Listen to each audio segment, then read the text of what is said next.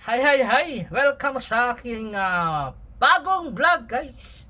As you can see, si Senator Imee Marcos nandito sa aking harapan habang ako ay nagko-customer. Alright guys, ay panoorin po natin ang kanyang panukalang batas, the new passport law. Today I submit to this Chamber Committee Report number 43, sponsoring here with Senate Bill 2001, entitled An Act Providing for a New Passport Law, repealing for the purpose RA 8239, otherwise known as the Philippine Passport Act of 1996. The right to travel is a constitutionally protected right under Article 3, Section 6, which shall not be impaired. In the words The right to travel. Alright. Yun yung one of the best na sinabi ni Senator Imee Marcos. The right to travel is recognized in our Constitution. Constitution, guys. Nakasulat dyan sa batas na tayo ay may karapatan maglakbay outside the country as long na meron tayong passport. Tama ba 'yon? Meron tayong passport, meron tayong karapatan na maglakbay sa ibang bansa, mag-tour sa ibang bansa, sa mga magagandang bansa. Pero sige, ituloy muna natin yung sinasabi ni Senator Imee Marcos habang ako ay magtatrabaho ulit. of the Constitution except in the interest of national security, public safety, or public health, as may be provided by law. Part of the liberty of which a civilian cannot be deprived, therefore, without due process of law, is this freedom of movement and travel, never to be limited unless there are clear, compelling grounds as mandated by the Constitution and prescribed by law. This constitutes part of the fundamental guarantees in our Constitution of equality of opportunity and the part of freedom of personal mobility. In truth, the matter of passports is one of deep and abiding personal importance to me, having been deprived of a Filipino passport for over 7 years. May such a fate not befall any other Filipino. Today, we have witnessed developments in machine-readable travel documents such as passports. When the Philippine Passport Act of 1996 was passed, the Philippines was still issuing hand-scripted passports upon which photos were manually affixed. In 2007, we upgraded for the first time to the machine-readable version. Then in 2009, the Philippines adopted the electronic biometric passports or e-passports, machine-readable travel documents that have chips, electronic microchips embedded in them. With advancements in technology, there is a need to bring forth a new generation of passports. The new Philippine passport law will be the framework upon which we will build the future reiteration of the Philippine passports and contactless technologies. This will provide for a more simplified passport application process, improvements in the general public's access, at the same time maintaining the security and integrity of our Filipino passport. Further, these provisions harmonize with the recent laws already passed, particularly RA 10173, otherwise known as the Data Privacy Act, the RA 11055, the Philippine ID System or PhilSys Act, RA 11767 or the Foundling Recognition and Protection Act, and RA 11641 or the Department of Migrant Workers Act.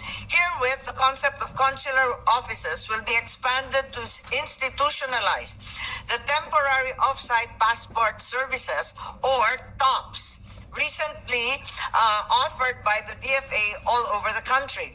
Senior citizens and migrant workers abroad will be allowed to renew their passports without needing to physically appear before the consular offices.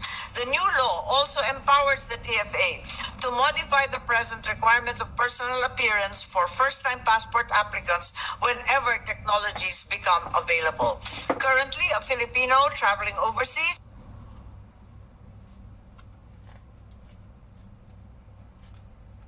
Ayan, nag-loading guys. Wait lang nag-loading.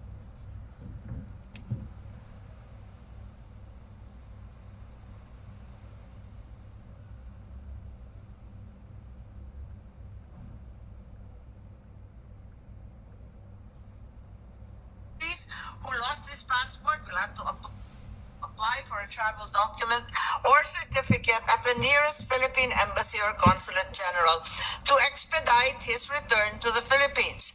In this instance, Filipino travelers go through a lot of inconvenience and incur greater costs. The new Philippine Passport Act now provides for the issuance of emergency passports by our foreign service posts to these traveling Filipinos to ensure that they can continue their intended overseas travel prior to their return to the Philippines or their resident overseas. The issuance of diplomatic passports also will be extended to former Senate presidents, speakers of the House, associate justices of the Supreme Court, presiding justices of the Court of Appeals in the Sandigan Bayan, members of Congress, Secretary of the Senate, and the Secretary General of the House, as well as secretaries of all departments of the executive branch. A conventional travel document, meanwhile, may be issued to stateless persons who are likewise permanent residents of the Philippines and refugees who have been granted such status or asylum in the Philippines. The new law will also introduce a creation of passport databases and safeguards which will contain all current, if available, previous passport and travel document records of Filipino citizens, including recognized alien residents. There shall also be established a watch list database containing information on persons whose passport applications have been denied or whose passports have been canceled altogether, as well as those who have committed or attempted to commit offenses under the Passport Act. Safeguards to these databases will be implemented in coordination with the Department of Information and Communications Technology or the DICT. The law will also create a passport revolving fund sourced from more than 20% of the gross annual collection of fees from issuances and renewals of passport and travel documents for the improvement of passporting and consular services. Finally, the new law imposes penalties on offenses relating to the forgery of visas and entry documents and the illegal withholding of passports, penalizing DFA officers for unfair and discriminatory practices. I now therefore ask for the support of my colleagues in modernizing our passport law. Having been in exile, deprived of a passport for 7 unbearable years, my travails finally resulting in the landmark case of Marcos versus Manglapos, where Justice Padilla intoned that an individual must be protected against unexpected, irresponsible, or excessive encroachment on his right to travel by the state.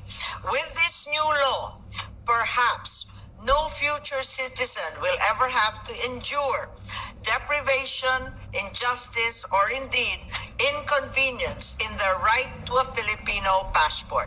With this new bill as the basis of the new Philippine Passport Act, I am confident we can further curb discriminatory practices, usher in a new generation of passports, and be at par with the international standards of passporting. Thank you, Mr. President and honored colleagues. Majority Leader. Thank you, Mr. President. Thank you, Senator Imee Marcos. Before we proceed with the co-sponsorship speeches, Mr. President.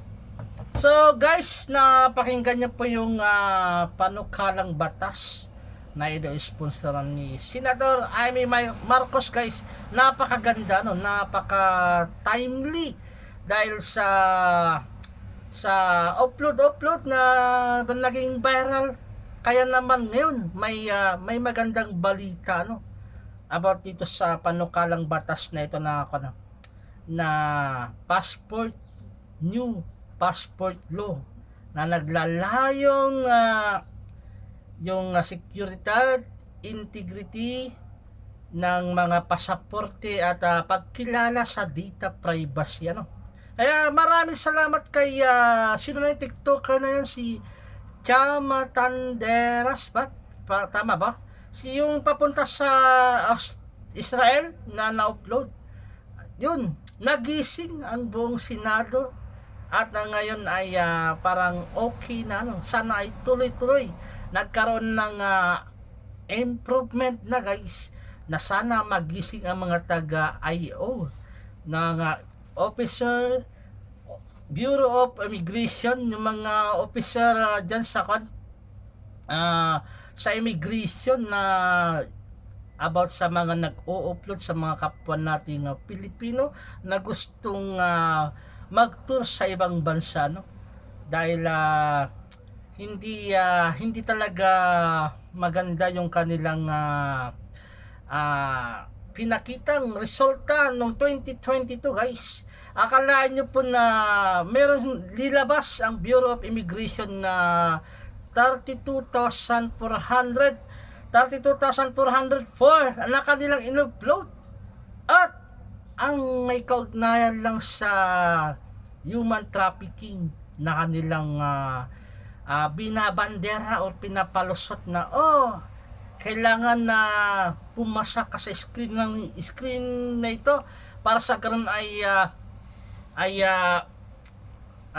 makita nila na ito ay hindi human trafficking. About nasa kon lang, guys, nasa 472 out of 32,404.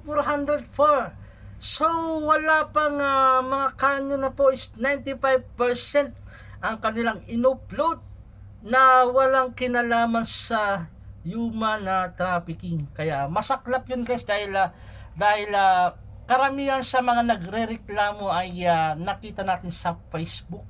Ang dami-dami po yung mga nagrereklamo, ano. Isa po dyan yung wait lang, may customer. 10块钱啊，10块是 Ikaw? Sa paman na. 3班吗？ Yes. Yan. 是10班吗？ Wait guys, may customer po tayo, ano. Yan.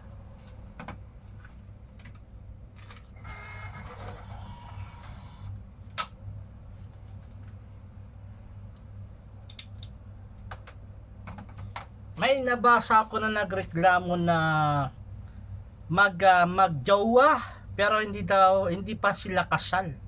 Tinanong daw bakit hindi pa kasal, magtutur sa ibang bansa. Ayun, kailangan pa bang kasal? Magpakasal muna bago makapagtur. Ang saklap nun, guys. Pinagplanuhan yung magjowa na mag-celebrate kunwari ng anniversary nyo doon sa Singapore. Pero ang masaklap is hindi kayo pinayagan makalabas ng Pilipinas dahil dun sa IO officer diyan sa immigration. Kaya naman ngayon sana ay tuloy-tuloy na, pero hindi naman lahat siguro na nandyan sa Bureau of Immigration ay ganun, ano. Pero kung titignan niyo po yung linabas nilang report, ano, na kanilang in-upload, 32,000 out of 32,000, 472 lang yung may kaugnayan sa human trafficking, at 873 yung may misrepresent yung kanilang in-upload din. Kumbaga ay example, yung kapitbahay mo ay siya muna ang magrepresent sa anak mo na pupunta sa ibang bansa, habang pupuntahan ka sa ibang bansa para sa ganun ay pumasyal sila sa'yo. Kaya lang hindi pinayagan. May mga cases na ganun, guys, dahil yung mismong taga sa amin din ay ganun yung nangyari, ano. Yung anak niya ay nasa Pilipinas, hindi lang available na pwedeng samahan siya ng kanyang anak ay yung kapitbahay, dahil yung nanay at tatay niya ay medyo matanda na. Kaya nga yun, sayang yung ticket nilang pareho, ano. Kasi kahit bata, guys, bibilhan mo yan ng ticket. Unlike sa kumbaga yung ticket ay ticket lang ng bus na tig 100, hindi ganun kamura. Ang ticket ay mahal ang ticket, guys. Libo yan, libo yung ticket. nasa 20,000 mga ganun yung bayad ng ticket, tapos hindi ka natuloy. So very bad experience yun. May mga nagko-comment na parang until now ay masama pa rin yung kanilang loob dahil yun nga, kahit sino naman ay sasama yung loob, kumbaga ay worst experience yung kanilang na-experience sa tanang buhay nila. Yung excited ka makapag-travel abroad, tapos ang ending pala ay dyan pa lang sa ating paliparan dyan sa Pilipinas ay hindi ka na nakalipad. Kaya naman ay yun yung masaklap guys, dahil marami din akong kakilala na ang sabi nila ay before sila pupunta dito is hindi sila nagpo-post sa kanilang Facebook dahil baka daw ay ma-upload sila. Kaya naman ay yun yung reason ng iba na hindi kumbaga secret yung kanilang pagpunta dyan sa paliparan dyan sa airport, para sa ganun hindi sila mamaritis na itong taong to ay na-upload. Kasi yun, nakakaiyak yun yung hindi ka ma-upload. Parang nagmahal ka pero hindi ka minahal. Joke lang. Okay guys, hanggang dito na lang ang aking vlog. Sana sa susunod ulit ay panoorin nyo pa yung mga susunod kong vlog. Maraming salamat sa inyo lahat. At God bless you all at ingat lagi. Bye bye!